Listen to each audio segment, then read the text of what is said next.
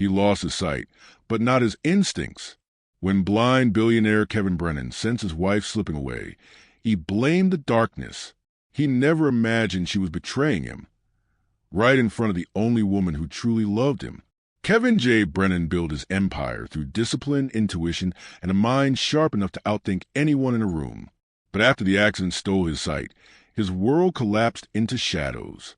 His wife, Cheryl McGowan, promised to stay by his side, yet her voice grew distant, her touch colder, her lies harder to hide.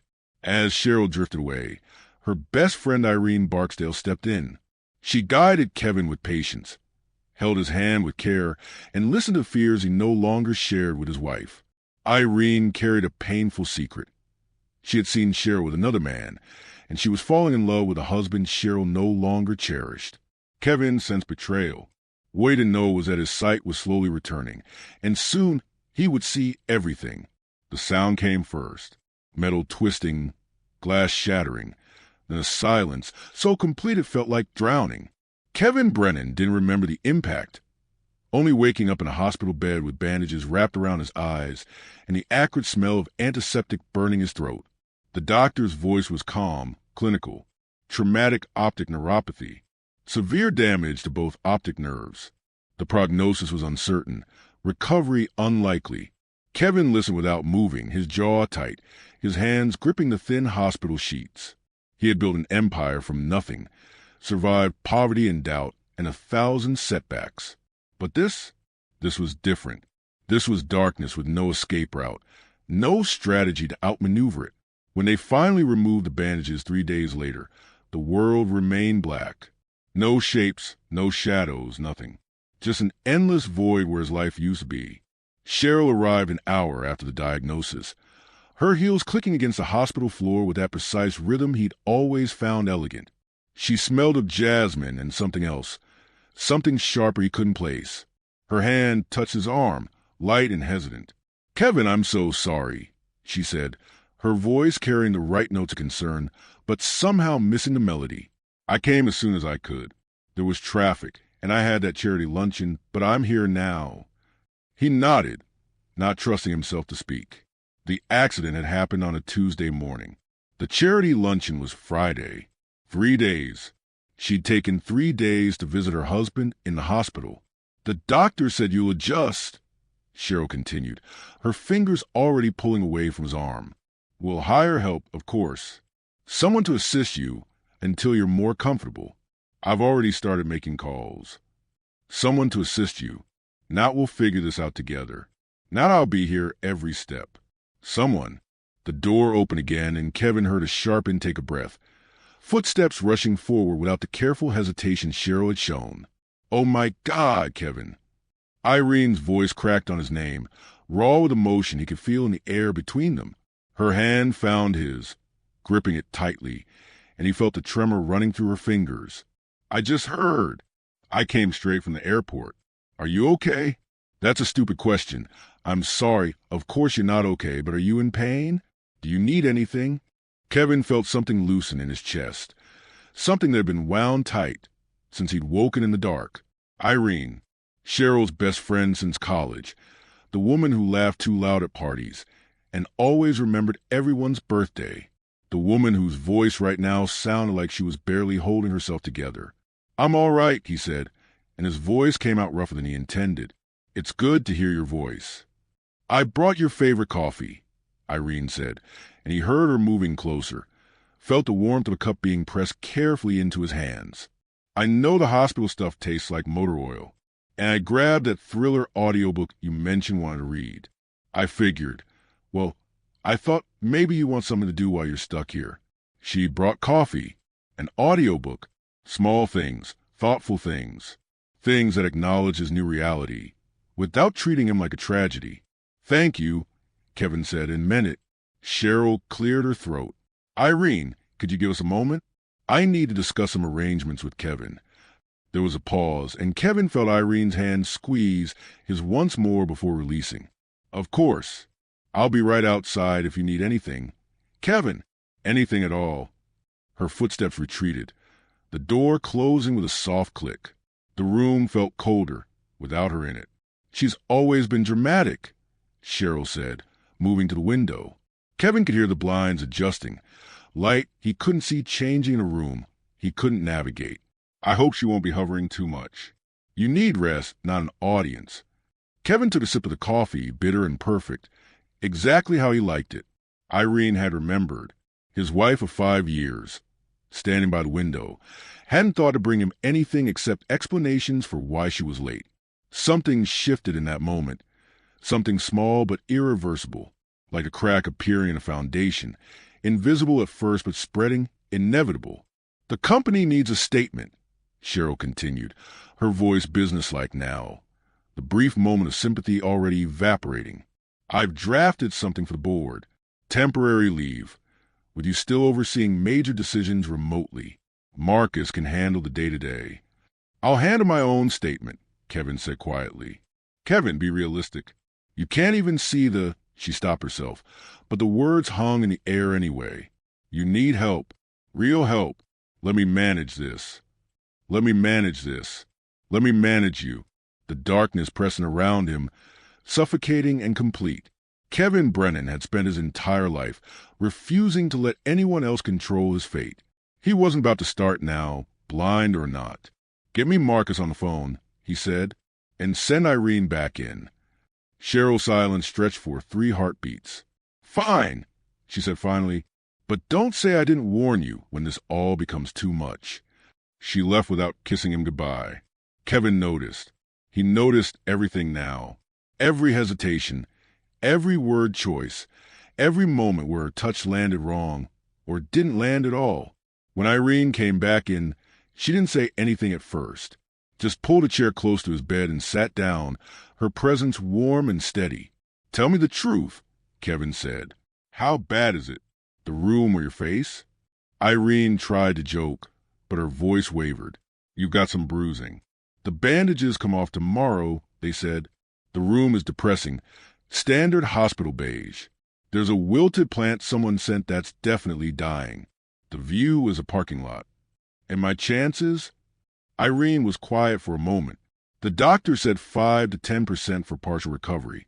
Less for full. 5 to 10%.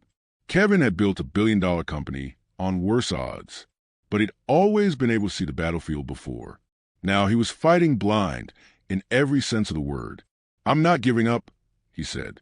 I know, Irene replied, and her hand found his again, solid and sure.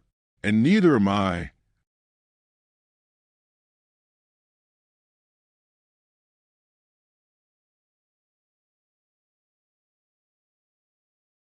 The penthouse felt like a maze designed to humiliate him.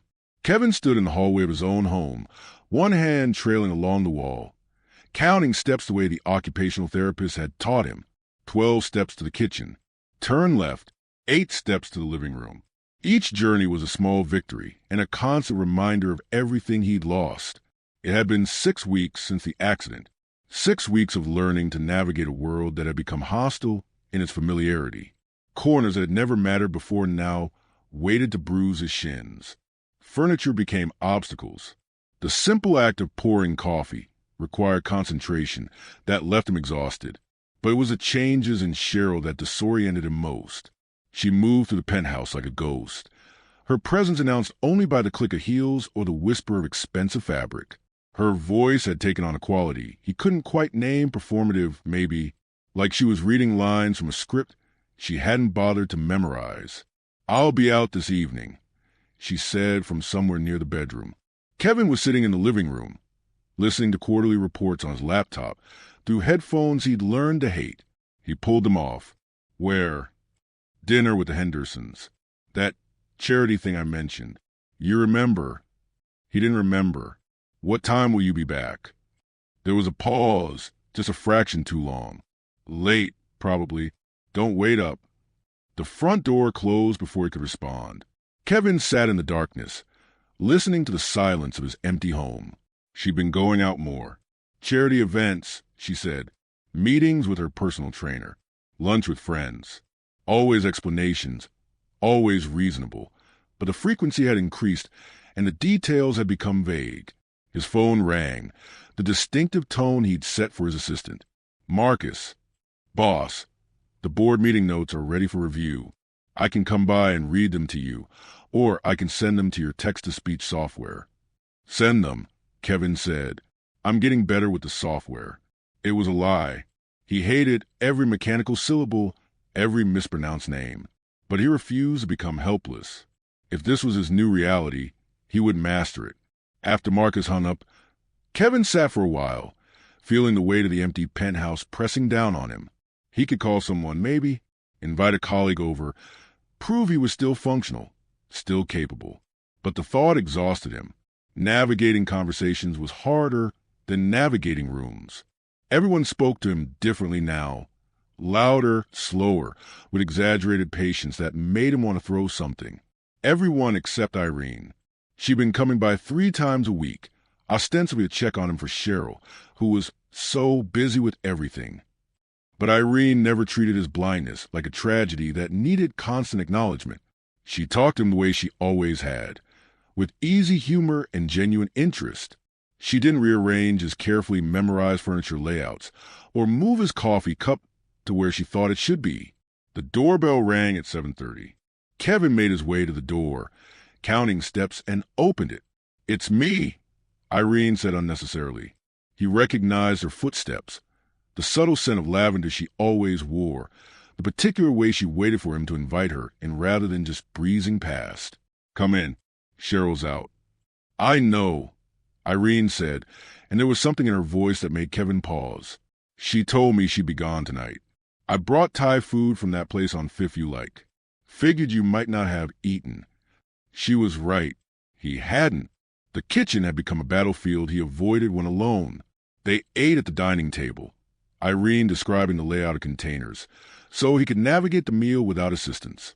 She told him about her day at the art gallery where she worked, about a demanding client who wanted to return a sculpture because it didn't match her aura, about the new coffee shop that had opened downstairs from her apartment. Normal conversation. Normal life. Kevin found himself relaxing in a way he hadn't in weeks. "Can I ask you something?" he said when they finished eating. "Always. Does Cheryl seem different to you?" The silence that followed was answer enough. Kevin heard Irene shift in her chair, the clink of her water glass being set down carefully. "Different how?" she asked, but her voice had changed, become careful. Distant, like she's somewhere else even when she's here. Late nights, vague explanations. Kevin ran his hand through his hair, frustrated. Maybe I'm imagining it. Maybe this is just what happens when your husband goes blind and becomes a burden. "You're not a burden," Irene said sharply. "Don't ever think that." "Then what is it?" Kevin turned his face toward where her voice was coming from, wishing desperately that he could see her expression, read the truth in her eyes. "Tell me honestly, am I losing my mind, or is she pulling away?" Irene was quiet for so long that Kevin started to regret asking. But when she finally spoke, her voice was gentle and sad. "I don't know what's going on with Cheryl, but I do know that what you're feeling isn't crazy. Change is hard on everyone, including the people around you. Maybe she just needs time to adjust." It was a diplomatic answer, the kind that said everything by saying nothing. Kevin felt his stomach tighten. Irene knew something. He could hear it in the spaces between her words. "She's seeing someone," Kevin said. It wasn't a question. "Kevin, just tell me, please." "I don't know," Irene said, and this time he believed her. "I honestly don't know. But if she's doing anything to hurt you, then she's a fool. Because you're still the same brilliant, determined, stubborn man you always were. Blindness didn't change that." Kevin felt something crack in his chest, some defensive wall he'd been maintaining. "I'm scared," he admitted quietly. "I'm terrified that this is my life now. Darkness, dependence, waiting for a wife who doesn't want to come home. I built everything on being in control, and now I can't control anything, not even my own marriage." Irene's hand covered his, warm and steady. "You're allowed to be scared, but you're not alone. Whatever happens, whoever disappoints you, I'm not going anywhere." "Why?" Kevin asked. "Why do you care so much?" "Because you're worth caring about," Irene said simply. "And because someone needs to remind you that." They sat like that for a while, hands connected across the table. in the darkness that was Kevin's constant companion. Outside, the city continued its indifferent motion. Inside, something shifted, something fragile and new and terrifying. When Irene finally left at 10, promising to come back Wednesday, Kevin sat alone listening to the sounds of the penthouse, the hum of the refrigerator, the distant traffic, the clock ticking in the hallway. Cheryl came home at 2 in the morning. He heard the door open, her heels clicking on the hardwood, then stopping as she realized he was still awake, sitting in the living room in the dark. "You're up?" she said, accusation in her tone, as if he was the one doing something wrong. "Couldn't sleep. You should try those pills the doctor prescribed. I don't like how they make me feel." Cheryl sighed, a sound of exhaustion and something else. "Irritation, maybe. I'm going to bed. We can talk in the morning." "How was dinner?" Another pause. "Fine. It was fine. The Hendersons send their regards." She moved past him without touching him, without kissing him good night. Kevin heard the bedroom door close, heard the shower start running. He sat in his chair, counting the minutes, wondering when exactly his marriage had become this. Two strangers sharing a space, connected by vows that felt increasingly hollow. His phone vibrated. A text, with his phone read aloud in his mechanical voice. "Get some sleep? Tomorrow's a new day. Irene." Kevin smiled despite everything. She'd known he'd still be awake, known he'd need the reminder that tomorrow existed, that hope was still possible even in the dark. He finally went to bed at 3, climbing beside a wife who didn't stir, didn't reach for him, didn't acknowledge his presence at all. The king-size bed felt vast and cold. Kevin lay there, staring at nothing, and wondered how much longer he could pretend not to notice what was slipping through his fingers. Kevin's hand hovered in the air for a moment before finding the railing. 12 steps down to the lobby gym. He'd memorized a route, practiced it when the building was empty, but his heart still raced each time. The therapist called it progress. Kevin called it humiliation with a schedule. "You're doing great," Irene said from beside him, her voice steady but not condescending. She wasn't touching him, wasn't hovering with outstretched hands ready to catch him. She was just there, a presence he'd come to rely on more than he wanted to admit. They'd fallen into a routine over the past month. Tuesday and Thursday mornings, Irene arrived at 8, bringing coffee and determination. She walked with him through the building, helped him practice navigating new spaces, sat with him while he worked through the frustration of relearning his own life. Today, she'd suggested the gym. Kevin's personal trainer had quit after the accident. Too awkward, the man had said, not sure how to adapt the routines. Irene had simply downloaded a guide for training visually impaired athletes and showed up in workout clothes. "Treadmill or weights?" she asked as they entered the gym. "Treadmill. I need to feel like I'm moving forward, even if I'm standing still." Irene laughed, that genuine sound he'd grown to appreciate. "That's either very philosophical or very depressing." "Both," Kevin said, and found himself almost smiling. She guided him to the machine, described the layout of the controls, then stepped back and let him figure it out. It took 3 tries to start properly, and when he finally hit the right button, he felt a disproportionate surge of victory. They fell into silence, just the rhythm of his feet on the belt and the background noise of the gym around them. Other people were working out, and Kevin could feel their glances, their curiosity about the blind man running next to the beautiful woman who was patiently describing the CNN broadcast on the television above them. "Cheryl called me last night," Irene said after a while, and Kevin heard the tension in her voice. "What did she want?" "She asked if I could come by less often. Said you were getting too dependent on me, that it wasn't healthy for your recovery." Kevin's pace faltered for a second before he regained his rhythm. "What did you tell her?" "I told her that you're an adult capable of making your own decisions about who you spend time with." Irene paused. She didn't like that. "She's my wife. Maybe she has a point." "Does she?" Irene asked, and there was something sharp in her question, something that demanded honesty. Kevin thought about Cheryl, about the way she'd moved through their penthouse that morning like he was furniture to navigate around. She'd spoken to him once, asking if he'd move her car keys, her tone suggesting he'd committed some crime by existing in her space. "No," he admitted. She doesn't. After the gym, they grabbed coffee from the shop on the corner. The barista knew Kevin now, had learned to count his change into his palm with patient precision. Small kindnesses in a world that had become complicated. They sat at their usual table by the window. Irene described the street scene. A woman walking 3 dogs that kept tangling their leashes, a delivery truck blocking traffic. The first yellow leaves starting to appear on the trees. She painted the world for him in casual detail, never asking if he wanted to hear it, just offering it like a gift. "Can I ask you something personal?"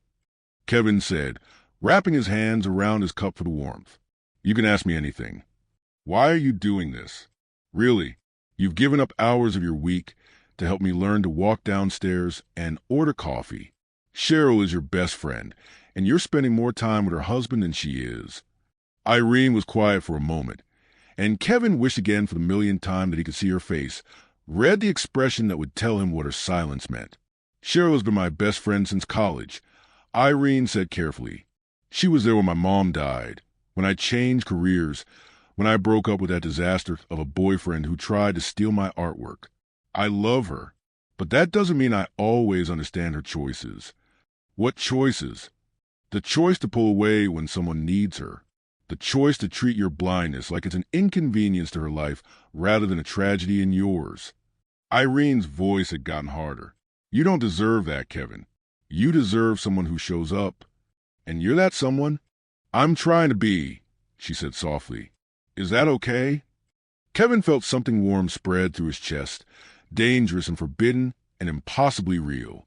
"It's more than okay," he said. "It's the only thing keeping me sane."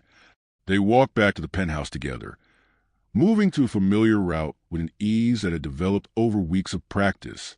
In the elevator, Kevin counted floors by the subtle changes in motion, another small skill reclaimed from the darkness. "Do you want to come up?" Irene asked when they reached his floor. "Cheryl's home," Kevin said. He'd heard her moving around that morning, her presence marked by the clinical efficiency of someone tidying a hotel room rather than living in a home. "Then I definitely should come up," Irene said. "I need to return that book I borrowed anyway." It was an excuse, and they both knew it. But Kevin nodded, grateful for the buffer, for the way Irene's presence changed the air in the penthouse from suffocating to breathable. Cheryl was in the kitchen when they entered, and Kevin heard her posture change, could almost feel her tensing at the sound of Irene's voice. "Oh, you two are back," Cheryl said, her tone light and false. "I was just making lunch." "We ate already," Kevin said. "Of course you did." Was that hurt in her voice or relief? Kevin couldn't tell anymore. "Irene, could I talk to you for a moment? In private?" Kevin felt Irene's hand squeeze his arm briefly. "I'll be right back," she murmured. They moved to the bedroom, but the penthouse's open design meant sound carried. Kevin stood in the living room, not meaning to eavesdrop, but unable not to hear. "You're here too much," Cheryl said, her voice low and tense. "People are starting to talk." "What people?" Irene asked. "Everyone. My friends, his colleagues. They think it's strange that my best friend is playing nursemaid to my husband. Someone has to." The silence that followed was sharp enough to cut. When Cheryl spoke again, her voice shook with barely controlled anger. "What's that supposed to mean?" "It means he needs support, Cheryl. He needs someone to talk to, someone who doesn't flinch every time they look at him." "I don't flinch." "Yes, you do," Irene said, and now her voice was sad more than angry. "You can barely stand to be in the same room with him. You're out every night. You don't ask how he's doing. You treat his blindness like it's a personal failing rather than tragedy. So yes, someone has to be here for him, and since you won't do it, I will." Kevin heard footsteps, sharp and quick, and then Cheryl was in the living room, her perfume announcing her presence before her voice did. "Kevin, tell your little helper that her services are no longer needed." Kevin felt the tension crystallize in the air around him, felt the weight of the choice he was being asked to make. On one side, his wife, the woman he promised his life to, demanding loyalty. On the other, the friend who'd shown up every day for months, who treated him like a person instead of a problem. "Irene stays," Kevin said quietly. "Unless you want to leave, she stays." The sound Cheryl made was somewhere between a laugh and a gasp. You're choosing her over me? I'm choosing not to be alone, Kevin said. There's a difference. Unbelievable, Cheryl hissed. I have put up with so much, Kevin. So much. And this is how you repay me? By humiliating me with my own best friend? Nobody's humiliating anyone, Irene said, stepping between them. Cheryl, please, this isn't about choosing sides. This is about Kevin needing support during an impossible time. From you. He needs support from you, not from his wife. Would you like to provide that support? Kevin asked, his voice hard. Would you like to come home before midnight? Would you like to eat dinner with me, or talk to me about something other than bills and schedules? Because I'm here, Cheryl. I've been here. Where have you been? He heard her breath catch, heard the rustle of fabric as she grabbed her purse from the counter. I have an appointment, Cheryl said coldly. Don't wait up. The door slammed. The silence that followed felt like the aftermath of an earthquake. Everything still standing, but fundamentally changed. I should go, Irene said quietly. Please don't. Kevin reached out, his hand finding hers through some instinct that had nothing to do with sight. Please, I can't be alone right now. Irene's fingers intertwined with his, warm and sure. Okay, she whispered. I'll stay. They stood like that for a long moment, holding hands in the empty penthouse, while outside the city moved on, indifferent to the quiet destruction of marriage and the fragile beginning of something neither of them knew how to name. Irene hadn't meant to see it. She'd only stopped by the restaurant to pick up takeout, a quick errand on her way to Kevin's penthouse. But the world has a way of forcing truth upon people who've been carefully avoiding it, and sometimes that truth arrives in the form of your best friend kissing a stranger in a darkened corner booth. Cheryl's hand was tangled in the man's hair. His palm rested possessively on her waist. They were laughing between kisses, intimate and careless, and Irene felt her stomach drop as though she stepped into an elevator shaft. She stood frozen in the restaurant's entrance, her mind struggling to reconcile the image before her with the woman she'd known for 15 years. Cheryl, her college roommate, the person she'd trusted with every secret, every fear. Cheryl, who was married to a man who sat alone in a penthouse every night, wondering why his wife no longer loved him. The hostess touched Irene's arm. Ma'am, your order's ready. Irene took the bag with numb hands and left before Cheryl could see her. She made it to her car before her hands started shaking. She drove to Kevin's building on autopilot, her mind replaying the scene over and over. The way Cheryl had smiled, the casual intimacy, the complete absence of guilt or hesitation. How long had this been going on? Weeks? Months? Had it started before Kevin's accident, or was it something that had bloomed in the aftermath, in the space created by his new vulnerability? Kevin answered the door on the third knock, his expression concerned even behind the dark glasses he wore constantly now.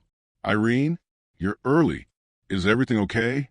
Yes, she lied, her voice coming out steadier than she felt.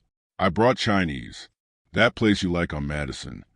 She watched him navigate to the living room, counting steps, one hand trailing along the wall. He'd gotten so good at it, had adapted with the same determination he applied to everything. It made what she'd just witnessed hurt even more. They ate in near silence, Kevin picking up on her mood with a heightened awareness he developed since losing his sight. Something's wrong, he said finally, setting down his chopsticks. I can hear it in your breathing. Talk to me. Irene set down her own food, her appetite gone. If you knew something that would hurt someone you cared about, would you tell them? Kevin was quiet for a moment. Depends on the truth. Some truths are necessary. Others are just cruel. What if the truth is both? Then you tell it anyway, Kevin said softly, because lies are always crueler in the end. Irene felt tears burning behind her eyes.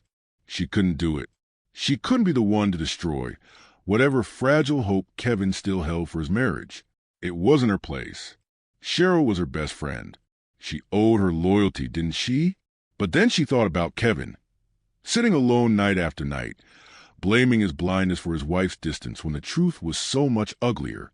Kevin, she started, but her phone rang, Cheryl's name lighting up the screen. She answered without thinking. Hello, where are you? Cheryl asked, her voice tight. At Kevin's. I brought dinner. Of course you did. Cheryl laughed, sharp and bitter. You're always there, aren't you? Playing the saint while I'm painted as the villain. Cheryl, I saw you at the restaurant. Irene, I saw you watching. So go ahead, tell me what you think you saw. Tell me how I'm the horrible wife abandoning my disabled husband. Irene's hand tightened on the phone.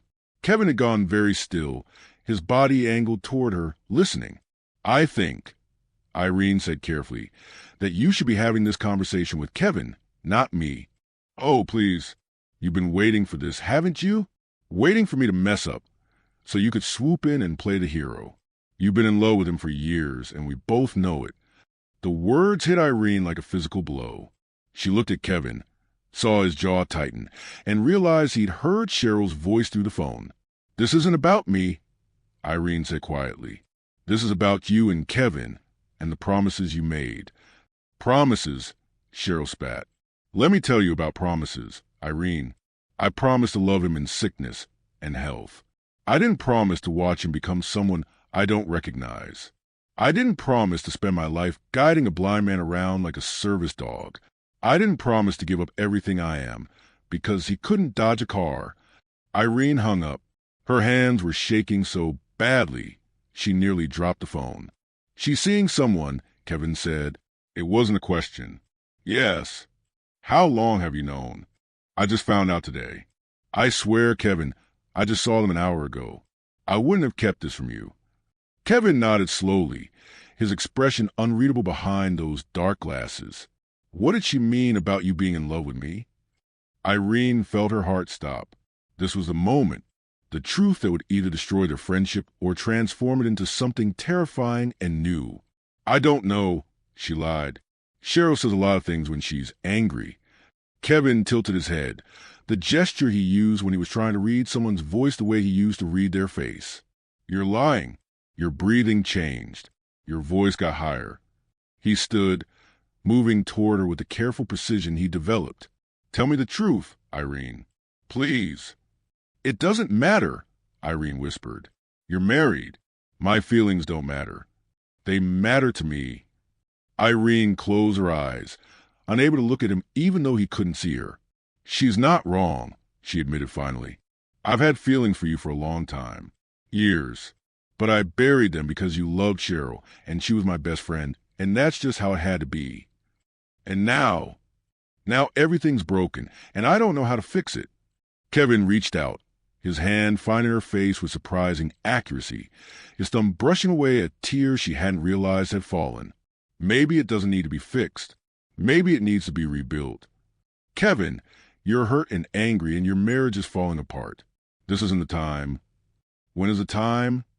Kevin asked, when is it ever the right time to admit that the person who's been beside you every day, the person who makes you laugh and feel human, and remember why life is worth fighting for? When is it the right time to admit that maybe, just maybe, you've been falling in love with him too? Irene's breath caught. You don't mean that. I mean every word. I can't see your face, Irene, but I know the sound of your footsteps. I know how you laugh when something genuinely surprises you versus when you're just being polite. I know you take your coffee black with one sugar, that you hate horror movies but love thrillers, that you hum when you're nervous. I know you in ways I never knew my wife. His hand was still on her face, gentle and sure. So, yes, I mean it. I can't be the reason your marriage ends, Irene said, even as she leaned into his touch. I can't be that person. You're not the reason. Cheryl is. She made her choices long before tonight. Kevin's voice hardened. I deserve better than a wife who sees my blindness as a burden. And you deserve better than hiding how you feel out of some misplaced sense of loyalty to a friend who doesn't respect her own marriage. Irene knew he was right, but knowing something intellectually and accepting it emotionally were two different things. She'd spent years building her life around Cheryl's friendship, around being the reliable one, the supportive one. Walking away from that meant walking away from a version of herself she'd always believed she was supposed to be. I need time, she said finally. We both need time to think clearly. Kevin nodded and dropped his hand. Okay, but Irene, don't disappear on me. Whatever happens with Cheryl, whatever you decide about your feelings, Please don't disappear. I can't lose you, too. You won't, Irene promised. I'm not going anywhere. She left an hour later, her mind spinning with everything that had been said and everything that remained unsaid. As she drove home to the city lights, she thought about Cheryl in that restaurant, careless and happy with someone else. She thought about Kevin, alone in his penthouse, learning to navigate a world that had become hostile.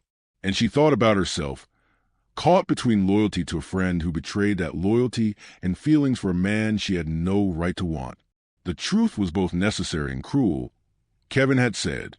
Irene was beginning to understand exactly what he meant. The doctor's office was in Manhattan, tucked between a sushi restaurant and a law firm, deliberately unmarked. Kevin had found Dr. Sarah Chun through a former colleague who'd undergone experimental treatment after a stroke. Cutting-edge stem cell therapy combined with optic nerve regeneration. The success rate was low, the cost astronomical, and the entire process had to be kept confidential, especially from Cheryl. The injections would be painful, Dr. Chen said, her voice matter-of-fact, and the recovery period for each treatment is about 72 hours of significant discomfort, headaches, light sensitivity, nausea. I understand, Kevin said. He sat in the examination chair, Marcus waiting outside. His assistant was the only person who knew about these appointments, sworn to secrecy with a bonus that guaranteed his discretion. Mr. Brennan, I need to be clear about expectations. The treatment has shown promise in some patients, but we're talking about partial restoration at best. Shapes, shadows, perhaps some color. Full vision is extremely unlikely. Better than nothing, Kevin said. The first injection felt like fire behind his eyes. Kevin gripped the armrest and focused on breathing through the pain.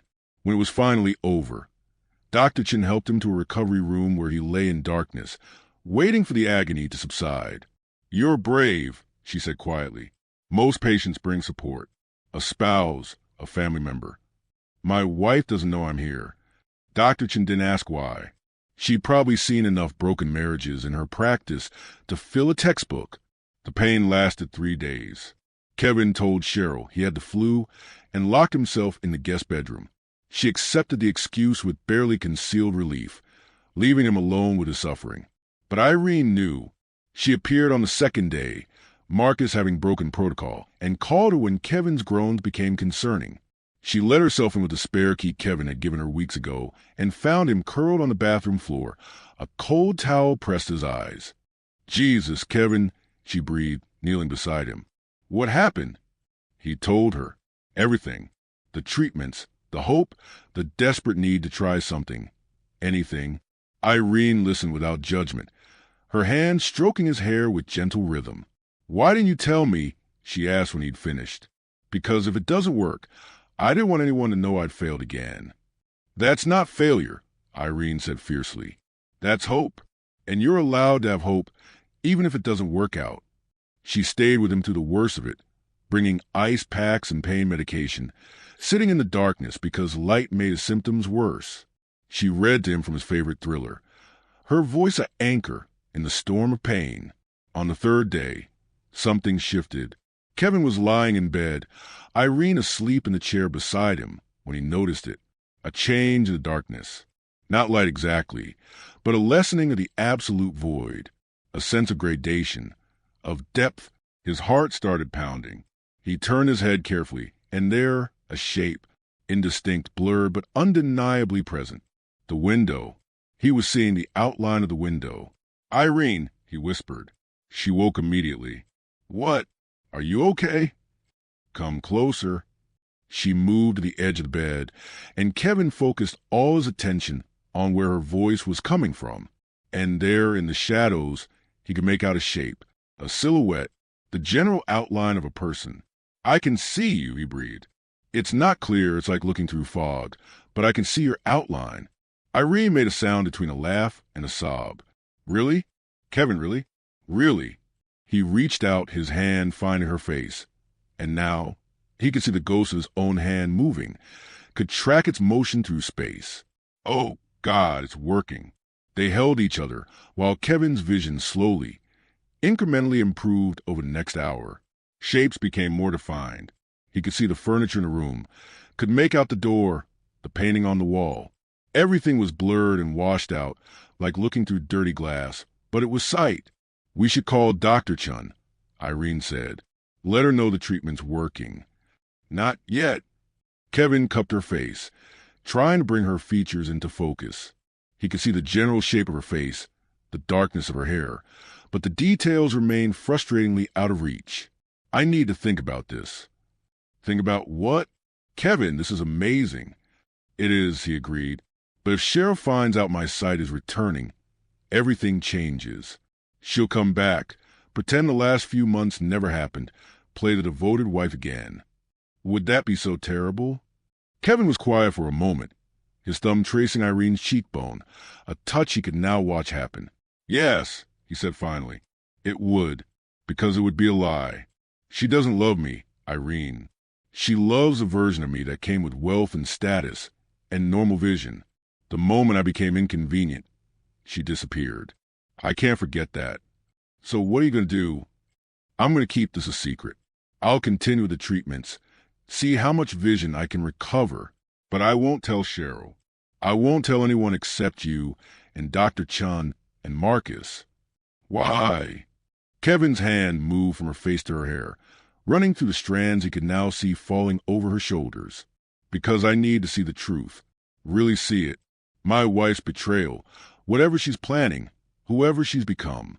I need to see it with my own eyes before I decide what to do about my marriage." "That's going to hurt," Irene said softly. "Seeing the truth often does." "I know." Kevin pulled her closer, resting his forehead against hers, and marveled at being able to see, however blurrily, the woman who'd stood by him through everything. "But I'd rather hurt with clarity than live in comfortable darkness." The second treatment came 2 weeks later. The pain was worse, but so were the results. Kevin's vision sharpened further, details emerging from the fog. He could read large print now, could navigate rooms without counting steps, could see faces well enough to recognize people. But he continued wearing his dark glasses, continued walking with careful steps, continued pretending the darkness was absolute. Cheryl never noticed. She was gone most evenings anyway, returning late with increasingly careless lies. She had a new perfume, a new way of styling her hair. She lost weight and bought new clothes. All the classic signs Kevin had been trained to recognize in his security work. Someone living a double life. But Irene noticed everything. "You're seeing better," she said one afternoon while they sat in the penthouse. Cheryl was out as usual. "Your eyes track movement now. You look directly at people when they speak." "Is it that obvious?" "Only to someone who's paying attention." Irene smiled, and Kevin could see it now, could see the way her whole face softened when she looked at him. "How clear is it?" "Clear enough," Kevin said. "I can see you, really see you, and you're beautiful, Irene, more beautiful than I remembered." She blushed, the color rising in her cheeks visible even in the dimmed lighting he still maintained. "Kevin, I know. I'm still married. We're still in an impossible situation." He reached for her hand. "But my vision is coming back, which means eventually I'm going to have to confront Cheryl. And when I do, I need to know something. I need to know if what's growing between us is real or if it's just a response to trauma and loneliness. How do we figure that out?" Kevin pulled her closer, close enough that her features came into sharp focus, close enough that he could see the fear and hope warring in her eyes. "We're honest. Completely, terrifyingly honest. Can you do that?" "Yes," Irene whispered. "I love you. I've loved you for years, and watching you suffer has been torture. If that makes me a terrible person, if it breaks every rule of friendship, I don't care anymore. I love you." Kevin kissed her, gently at first, then deeper, years of suppressed feeling pouring out in that single connection. When they finally pulled apart, both breathing hard, Kevin could see the tears on her cheeks. "I love you too," he said. "And when this is over, when I've ended my marriage and dealt with whatever consequences come, I'm going to spend the rest of my life proving it to you. Promise?" Irene asked. "Promise," Kevin said and kissed her again. Outside, The sun was setting, painting the penthouse in shades of gold and amber that Kevin could finally, blessedly see. The darkness was receding, and with it, all the lies that had flourished in the shadows were about to be dragged into the light. Kevin watched his wife from across the penthouse, his dark glasses hiding eyes that saw everything. Cheryl was on her phone, her back turned, speaking in a low voice she probably thought was too quiet for him to hear. She'd forgotten that his hearing had sharpened to compensate for his blindness. She didn't realize he didn't need the compensation anymore. "Tomorrow night, yes," Cheryl murmured. "Kevin has that board dinner he can't get out of. We'll have the whole evening." Kevin's jaw tightened. The board dinner was in 3 days, not tomorrow, which meant she wasn't even bothering to keep her lies straight anymore. "I miss you, too," Cheryl continued, her voice softening in a way it never did when she spoke to Kevin. "This whole thing has been exhausting, but it won't be much longer. Marcus thinks the accounts can be accessed within a month, and then—" Kevin's blood went cold. Accounts. His accounts. Cheryl ended the call and turned, plastering on a smile. "Who was that?" Kevin asked, keeping his voice neutral. "Oh, just Sarah. She wants to meet for lunch tomorrow." Another lie. Her friend Sarah was in Europe. Had been for weeks. Kevin knew, because Sarah's husband was on the board of Kevin's company and had mentioned it at the last meeting. "That sounds nice," Kevin said. "I hope you have fun." Cheryl's relief was palpable. "I will. What about you? Any plans?" "Just work. Marcus is coming by to go over some contracts." "You should rest more," Cheryl said absently, already moving toward the bedroom. "You push yourself too hard." Touching concern from a wife who couldn't wait to leave the room. Kevin watched her disappear down the hallway and pulled out his phone, texting Marcus. "Need you here tonight. Emergency." His assistant arrived within the hour. Kevin had moved to his study, away from any chance of Cheryl overhearing. Marcus took one look at Kevin's face and sat down heavily. "You can see," Marcus said. It wasn't a question. Kevin removed his glasses, meeting his assistant's eyes directly. "For about 3 weeks now." "How did you know?" "You looked right at me when I walked in. You haven't done that in months." Marcus leaned forward. "Why haven't you told anyone?" "Because I needed to see the truth first. And now I have."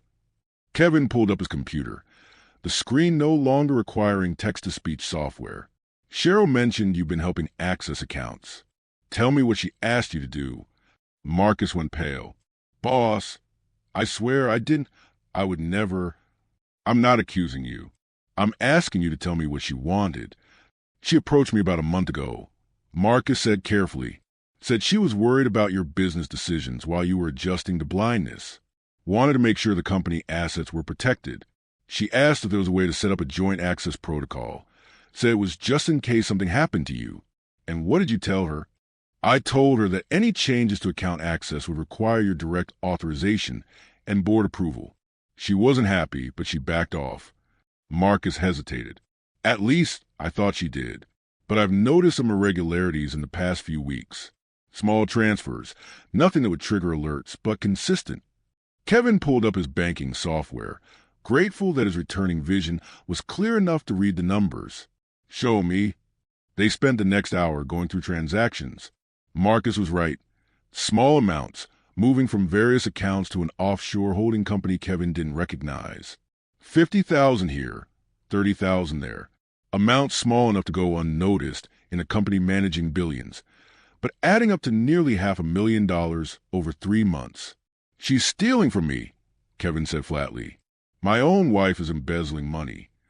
"With help," Marcus added, pulling up corporate filings. "That offshore company? It's registered to a Damien Cross. I did some digging after Cheryl's first approach. He's got a record, fraud, embezzlement, served 3 years in state prison." Kevin felt something cold settle in his stomach. "Send me everything you have on him." "And Marcus?" "This conversation never happened. As far as anyone knows, I'm still blind and completely unaware." After Marcus left, Kevin sat in the darkness of his study, staring at the financial records that proved his wife's betrayal. The affair was one thing, painful but survivable. But this was calculated theft. a systematic dismantling of his assets with the help of a convicted criminal. He needed more information. The next evening, Kevin told Cheryl he was going to bed early, exhaustion from a long day of work. She accepted the excuse with barely hidden relief, kissing his cheek absently before heading to her room to get ready for her evening out. Kevin watched in the shadows of the hallway as she emerged an hour later, transformed. She wore a dress he'd never seen, her makeup dramatic, her perfume heavy. She looked like someone going to meet a lover, not someone married to a blind man asleep down the hall. After she left, Kevin followed. He called a car service he trusted, one that wouldn't question why a supposedly blind billionaire was navigating the city at night with perfect confidence. The driver kept a discreet distance as they tailed Cheryl's car to a high-end restaurant in Soho. Kevin entered 5 minutes after her, wearing a baseball cap and dark glasses that could pass for regular sunglasses in the dim lighting.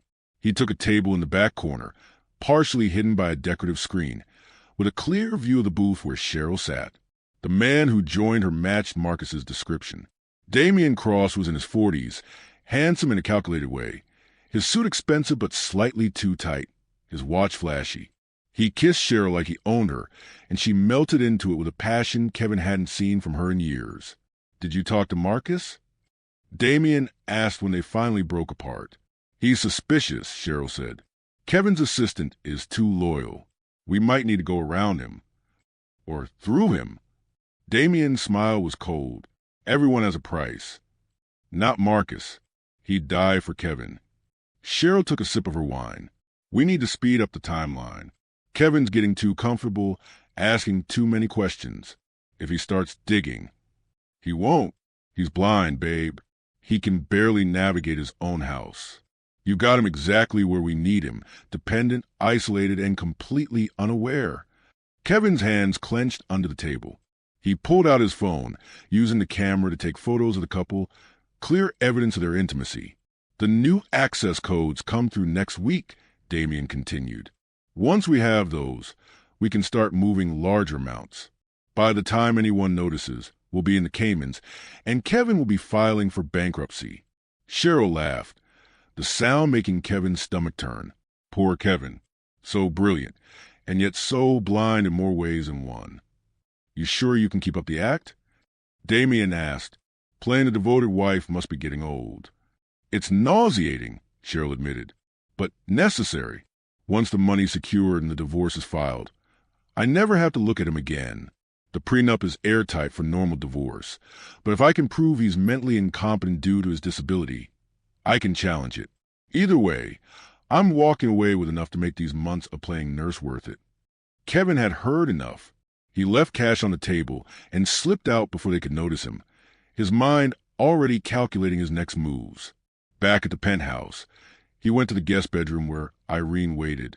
She'd insisted on being there, had sensed something big was about to break.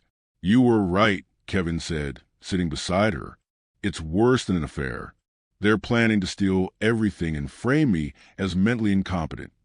Irene took his hand, her face tight with anger. "What are you going to do?" "What I should have done from the beginning. I'm going to gather evidence, contact the authorities, and make sure Cheryl and her boyfriend spend the next decade in prison." Kevin turned to face her fully. No glasses between them now. "But first, I need to ask you something." "Anything.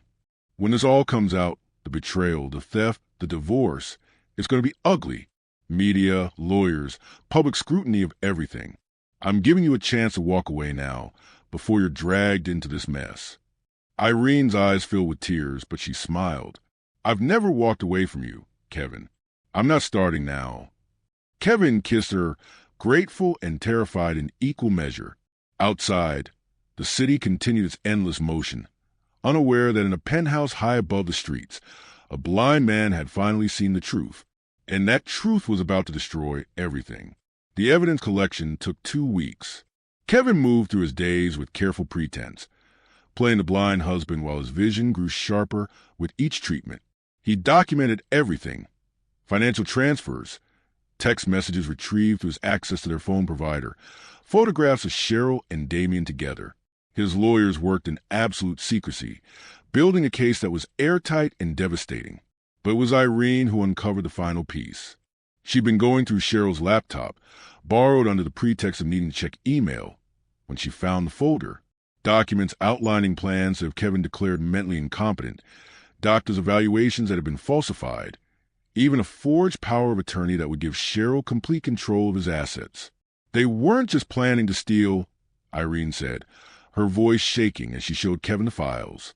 They were planning to have you institutionalized. There's a facility upstate, private and expensive, where they were going to commit you for evaluation. Once you were there, with no one to advocate for you, they'd have complete control, Kevin finished, his hands clenched into fists. How long have they been planning this? According to the dates on these files, since about 2 weeks after your accident. Kevin felt sick. While he'd been lying in a hospital bed, learning to navigate darkness, his wife had been plotting to destroy him. Not just betrayal, but complete annihilation. We need to go to the police, Irene said. Now, before they can execute any of this. Not yet. I want Cheryl to make her move. I want her caught in the act, with no possible way to claim innocence. Kevin, that's dangerous. I know, but it's necessary. He pulled her close, needing the reassurance of her presence. Trust me, I've spent my life outthinking criminals. I can outthink my wife. The confrontation came sooner than planned. Kevin was in his study, deliberately positioned where Cheryl would think he couldn't hear her on the phone in the bedroom. But his hearing had always been sharp, and the penthouse acoustics carried sound better than she realized. Tomorrow, Cheryl was saying, the new access codes are active. We move everything to the offshore accounts, and by Friday we're gone. Kevin signs the commitment papers on Monday. He thinks he's signing updated insurance forms, and that's it. We're free. Kevin heard her laugh, heard the satisfaction in her voice, and something inside him finally broke. Not his spirit, his patience. He stood, removing his dark glasses, and walked with perfect confidence down the hallway. Cheryl's bedroom door was open. She had her back to him, still on the phone, completely unaware. You should see him, Damien, she continued. So helpless, so dependent. Sometimes I almost feel bad. Almost. But then I remember the Caymans and that beach house you found, and... Tell Damien the beach house will have to wait, Kevin said. Cheryl spun around, her phone clattering to the floor. Her eyes went wide, first with confusion, then with dawning horror, as she watched Kevin navigate the room without hesitation, his eyes focused directly on her face. You can see, she breathed. I can see everything, Cheryl. I've been able to see for weeks. Kevin's voice was cold, controlled. Long enough to watch you with your boyfriend. Long enough to trace every dollar you stole. Long enough to find your little plan to have me committed. Cheryl's face went through rapid changes. Shock, fear, then a desperate attempt at calculation. Kevin, I can explain. Don't. Kevin held up a hand. Don't insult both of us with lies. I have photos, bank records, text messages, falsified documents. I have everything. The question isn't whether you're guilty. The question is how long you spend in prison. You can't prove anything, Cheryl said, but her voice shook. I'm your wife. I was trying to protect your assets. With the help of a convicted felon? By stealing $500,000? By planning to have me declared incompetent and institutionalized? Kevin stepped closer, and Cheryl backed away until she hit the wall. You're finished, Cheryl. Your boyfriend is already in custody. The FBI picked him up an hour ago. They're freezing all the offshore accounts right now. No. Cheryl's face crumbled. No, Kevin, please. We can work this out. I'll give everything back. You'll what? Love me again? Stay by my side. Kevin's laugh was bitter. You never loved me, Cheryl. You loved what I could give you. The moment I became inconvenient, you tried to destroy me. The doorbell rang. Kevin turned, leaving Cheryl standing in her bedroom, and walked with perfect confidence to answer it. 2 FBI agents stood in the hallway, badges ready. Mr. Brennan, we have a warrant for Cheryl McGowan's arrest. She's in the bedroom, Kevin said, stepping aside. He watched as they read Cheryl her rights, watched her face transform from disbelief to rage to desperation. She looked at him once as they led her away, and Kevin saw nothing in her eyes that resembled remorse, only anger at being caught. After they left, the penthouse fell silent. Kevin stood in the entryway, suddenly exhausted, the adrenaline that had sustained him to the confrontation draining away. Irene emerged from the guest room where she'd been hiding, her face pale. "Is it over?" "The arrest is over. The rest, the trial, the divorce, the media circus, that's just beginning." Kevin turned to her, this woman who'd stood by him through everything. "Are you sure you want to be part of this? It's going to get worse before it gets better." Irene crossed him, taking his face in her hands. "I've loved you through blindness and sight, through betrayal and recovery. You think I'm going to leave now?" "Kevin, I'm here. I'm always going to be here." Kevin kissed her, deep and desperate, pouring everything he felt into that connection. When they finally broke apart, he rested his forehead against hers. "I can see you," he whispered. "Really see you. And you're the most beautiful thing I've ever seen." Irene laughed through her tears. "Even after everything? Even with all this mess?" "Especially after everything," Kevin said. "Because you're the reason I fought to see again. You're the reason I fought it all." They stood together in the penthouse, surrounded by the wreckage of Kevin's marriage and the beginning of something new. Outside, the city continued its endless rhythm, but inside, two people who'd found each other in darkness were finally stepping into the light. The media descended like vultures. Blind billionaire's wife arrested for fraud. Security mogul outsmarts embezzling spouse. Love triangle ends in federal charges. The headlines were everywhere, news sites, tabloids, social media. Kevin's photo, always those dark glasses that had become his trademark, appeared on every screen. But Kevin barely noticed. He was too busy watching his former life implode with methodical precision. The board meeting was contentious. Several members questioned his judgment, his ability to lead while legally blind. Kevin removed his glasses and read the quarterly report without hesitation, his eyes scanning each page with perfect clarity. "Gentlemen," he said when he'd finished, "my sight has been returning for the past 6 weeks under medical treatment. I chose not to disclose this information due to the ongoing criminal investigation into my wife's activities. Now that arrests have been made, I can assure you that Brennan Security Systems remains under my full control and leadership." The room fell silent. Then Sarah Mitchell, the CFO, started clapping. Others joined in, and Kevin felt something loosen in his chest. They still believed in him. The company he built wouldn't fall because of one woman's betrayal. But the hardest meeting came later that week. Kevin stood outside the county jail, his lawyers beside him, preparing for the face-to-face meeting Cheryl had requested. His attorney advised against it, but Kevin needed closure, needed to hear whatever justification she'd invented for her actions. Cheryl looked diminished in her orange jumpsuit, her hair pulled back without makeup, her face showing her age. She tried to smile when Kevin entered the room, but it came out wrong. "You look good," she said. "Your sight really came back." "Completely," Kevin said, sitting across from her. The guard stood by the door, close enough to intervene if necessary. "What do you want, Cheryl?" "To apologize. To explain." She leaned forward, her voice taking on that pleading quality she'd always used when she wanted something. "Kevin, I was scared. When you went blind, everything changed. You were so angry all the time, so difficult. I didn't know how to handle it. So you started an affair with a criminal and plotted to steal my money?" "It wasn't supposed to go that far," Damien said. She stopped, realizing she was implicating herself further. "I made mistakes. I know that, but we had something once, didn't we? Something real?" Kevin studied her face, this woman he'd promised his life to, and tried to remember what he'd seen in her 5 years ago. Had she always been this way, and he'd been too dazzled to notice? Or had she changed when his circumstances did? "We had something," Kevin agreed, "but it was built on conditions. You loved me when I was successful, powerful, fully sighted. The moment that changed, your love evaporated. That's not marriage, Cheryl. That's a business transaction. And what you have with Irene?" Cheryl's voice turned bitter. "That's real love? My best friend, stealing my husband? She didn't steal anything. You threw me away, And she was there to catch me. There's a difference. I hope she's worth it, Cheryl hissed. I hope she's worth losing everything. She is, Kevin said simply. She's worth more than you could ever understand. He stood to leave, but Cheryl called out one more time. Kevin, please, don't testify against me.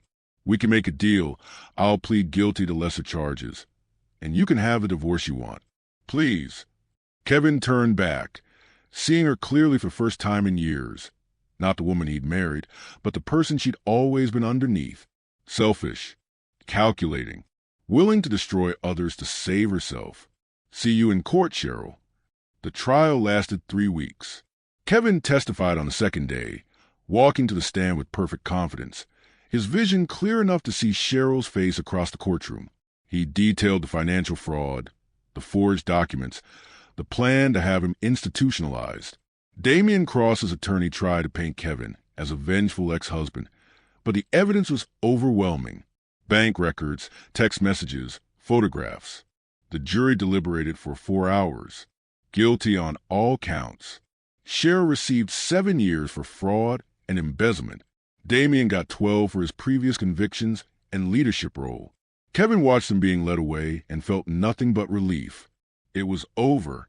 The divorce finalized a month later. The prenuptial agreement held, and Cheryl left the marriage with exactly what she brought to it. Her personal belongings and nothing more. Everything else, the penthouse, the company, the assets she tried to steal, remained Kevin's.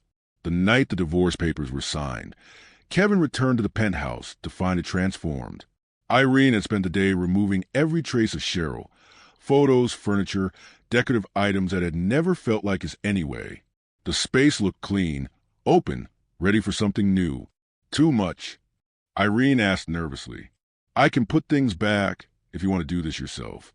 It's perfect, Kevin said, pulling her close. You're perfect. I'm not, Irene protested. I'm just a woman who loves you. Exactly, Kevin said. Perfect. They stood together at the window. Looking out over the city lights, Kevin could finally see clearly. The darkness that had defined so many months of his life had receded, replaced by color and clarity and the possibility of a future he'd almost lost. What now? Irene asked. Now? Kevin turned to face her fully. No glasses between them. No secrets left. Now we start over. Build something real. Something honest.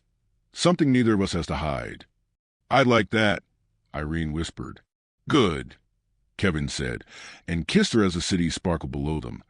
Indifferent and beautiful and full of second chances for those brave enough to take them.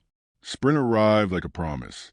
The trees in Central Park burst into color, and Kevin could see every shade of green, every pink blossom, every detail he thought lost forever. He walked through the park with Irene beside him, no longer counting steps or trailing hands along walls, just walking freely, like he'd done before the accident. It's weird, isn't it? Irene said, squeezing his hand, being able to just walk without thinking about it. Weird and wonderful, Kevin agreed. I'll never take it for granted again. They'd been together officially for 3 months now. 3 months of learning each other, without the shadow of Cheryl hanging over them, without the pretense of hidden feelings. 3 months of building something real. The company had stabilized. The board had elected Kevin CEO for another 5-year term. Confidence in his leadership restored. He'd instituted new security protocols, hired a forensic accountant to review all financial systems, and made sure what Cheryl had done could never happen again. But the real changes were personal.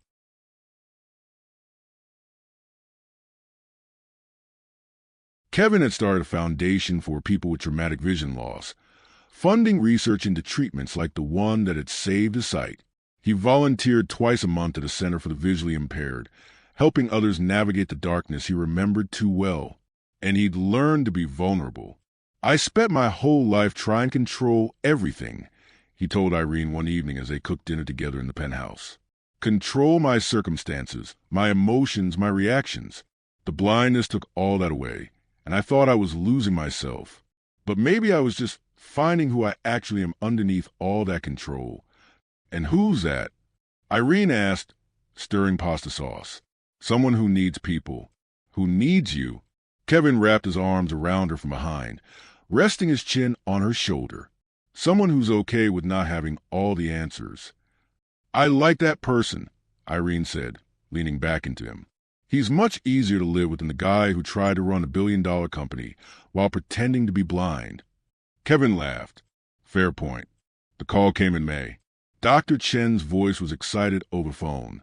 Mr. Brennan, your last round of scans showed complete restoration of the optic nerve. Full vision, no lasting damage. You're officially cleared from treatment. Kevin stood in his study, looking out the window at a view he thought he'd never see again. Thank you, Dr. Chen, for everything. Thank yourself. You took a chance on an experimental treatment. Most people wouldn't risk.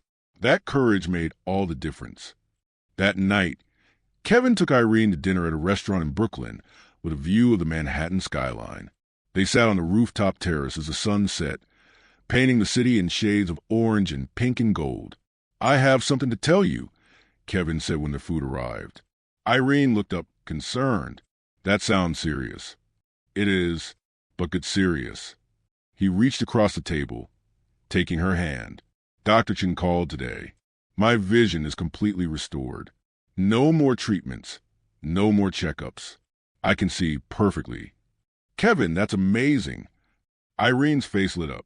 Why do you look worried? Because I need to make sure you understand something. When I fell in love with you, I was blind. You didn't know if I'd ever see again. You loved me anyway, stayed with me anyway. Now everything's different. I'm not that vulnerable man anymore. I'm back to being who I was before, driven, demanding, difficult sometimes. I need to know you'll still love this version of me. Irene squeezed his hand, her eyes bright with unshed tears. Kevin, I loved you before the accident. I loved the demanding billionaire who worked too hard and forgot to eat lunch. I loved the vulnerable man who needed help navigating his own home. And I love the man sitting in front of me now, whole healed and finally free. I love all of you. That's not going to change. Kevin felt something settle in his chest, the last piece of uncertainty finally clicking into place. He stood, pulling a small box from his pocket, and watched Irene's eyes go wide. I spent my whole life building things. Companies, wealth, reputation, Kevin said, kneeling beside the table as other diners started to notice. But none of it mattered when I lost my sight. You know what did matter? The sound of your footsteps in my hallway, the feel of your hand in mine, the way you treated me like a person instead of a problem. He opened the box, revealing a diamond ring that caught the sunset light. Irene Barksdale, you loved me in my darkest moment. Now I'm asking you to love me in the light. Will you marry me? Irene was crying now, nodding before she could speak. Yes, she finally managed. Yes, of course, yes. Kevin slipped the ring on her finger and stood, pulling her into his arms as the restaurant erupted in applause. He kissed her deeply, tasting salt from her tears and joy and the promise of a future they'd both fought so hard to reach. I can see you, he whispered against her lips. I can really see you. And you're the most beautiful thing I've ever seen. You've said that before. Irene laughed. I'll keep saying it. Every day for the rest of our lives. They married 3 months later in a small ceremony at the penthouse, surrounded by the people who mattered most. Marcus stood as Kevin's best man, making a toast about loyalty and second chances. Sarah from the board cried through the vows. Even Dr. Chen attended, smiling at her success story. Cheryl was conspicuously absent, serving year 3 of her sentence upstate. Kevin had stopped thinking about her months ago, had let go of the anger and betrayal. She'd made her choices. He'd made his. The honeymoon was 2 weeks in Italy, wandering through Florence and Rome. Kevin seeing masterpieces he'd only read about, colors more vivid than photographs could capture. They stayed up late drinking wine and talking about everything. The past, the future, the strange path that had led them to each other. Do you ever wonder what would have happened if you hadn't lost your sight? Irene asked one night as they sat on their hotel balcony overlooking the Colosseum.